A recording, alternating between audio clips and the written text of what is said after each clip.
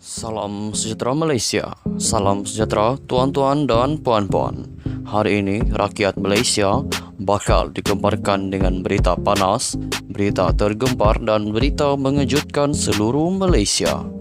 Berita politik, ekonomi dan perkembangan Malaysia segalanya ada di dalam channel ini untuk semua keluarga Malaysia yang dicintai dan dikasihi.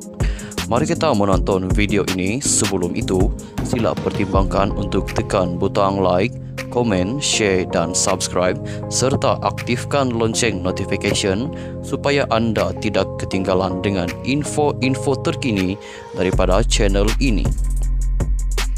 Berita kita akan bermula dalam kiraan 1, 2, 3. Berita bermula sekarang. Hello, salam sejahtera seluruh rakyat Malaysia. Berita hari ini dipetik daripada Malaysia Kini. Hadi sedia ke Bukit Aman untuk disiasat.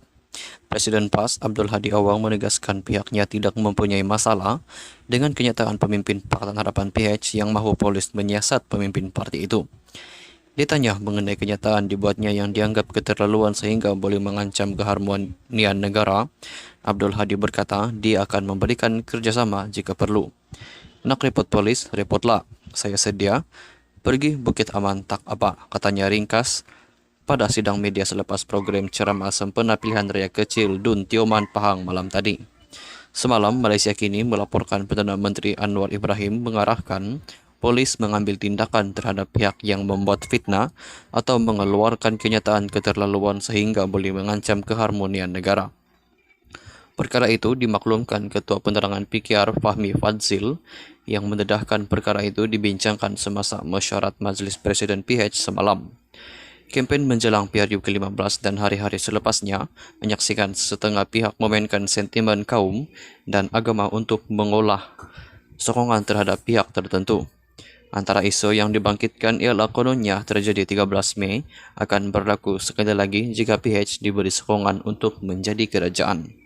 Semalam Malaysia Kini juga melaporkan Abdul Hadi menuduh DAP, salah satu parti komponen PH, mempromosikan Islamofobia di negara ini.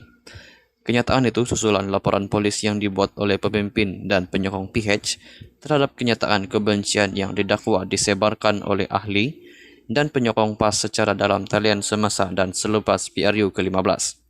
Ketika ceramahnya pada 16 November, Pengerusi Perikatan Nasional PN Muhyiddin Yassin pula mendakwa PH adalah ejen Yahudi dan Kristian yang ingin menjajah Malaysia. Bagaimanapun, Muhyiddin kemudiannya mendakwa kenyataannya yang mengaitkan PH sebagai ejen Yahudi telah petik di luar konteks. Sekian saja perkongsian berita untuk hari ini. Kita jumpa lagi di video yang seterusnya.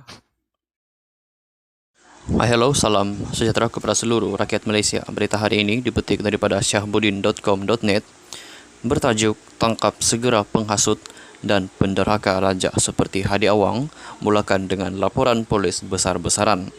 Belum sampai seminggu Anwar Ibrahim mengangkat sumpah sebagai Perdana Menteri, berbagai hasutan dan cubaan menggugat kestabilan kerajaan sudah bertebaran di media sosial.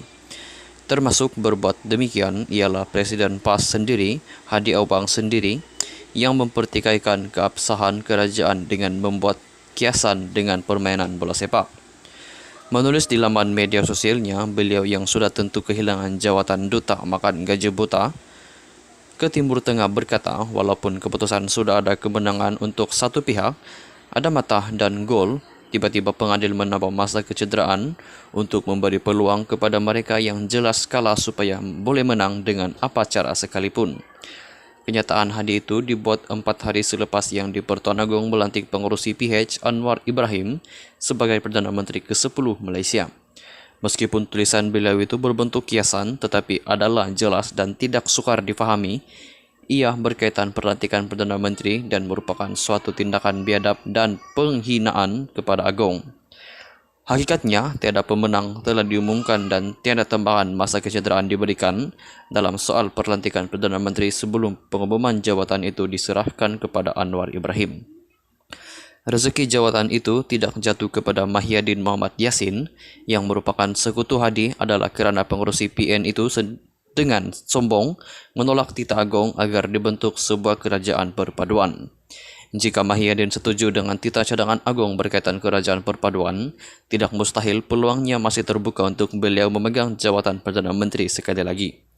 Ia boleh berlaku sama ada disebabkan sokongan yang lebih diperolehinya daripada ahli-ahli Parlimen BN, GPS dan JRS berbanding Anwar atau melalui kaedah penggiliran jawatan Perdana Menteri dengan pengerusi PH itu.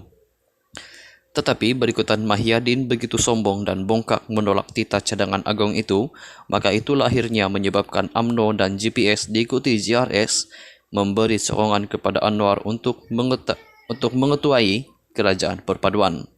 Jadi di mana asasnya Hadi boleh menulis bahawa pemenangnya sudah ada gol dan mata, tetapi kemenangan itu dinafikan kerana Agong menambah masa kecederaan. Dengan sahih dan tanpa keraguan tulisan Hadi itu adalah berunsur hasutan, suatu fitnah jahat, menyemarakkan kebencian, menghina dan derhaka kepada Agong. Beliau harus disiasat dan dihukum atas tindakannya yang biadab itu, dan untuk memudahkan proses ke arah itu, mesti ada pihak yang tampil membuat laporan polis terlebih dahulu.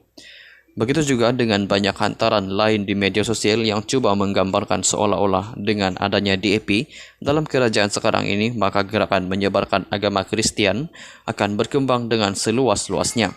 Ini juga adalah fitnah jahat yang jelas, cuba menggugat ketenteraman awam kerana di Pulau Pinang sudah puluhan tahun DAP menerajui kerajaan itu, tidak sedikit pun berlaku sebarang gerakan yang cuba digambarkan itu. Realitinya, semua gambaran jahat itu adalah hasil jiwa kacau kerana hilang jawatan, hilang gaji dan parti yang disokong gagal menjadi kerajaan. Namun, berikutan apa yang dilakukan tersebut sudah sampai ke tahap melampau. Menggugat ketenteraman awam serta menghina Agong selaku ketua negara, ia tidak harus dibiarkan begitu saja. Sesuatu mesti dilakukan, kalau boleh bulakan dengan laporan polis secara besar-besaran agar tindakan yang segera dan sesuai dapat diambil oleh pihak berkuasa.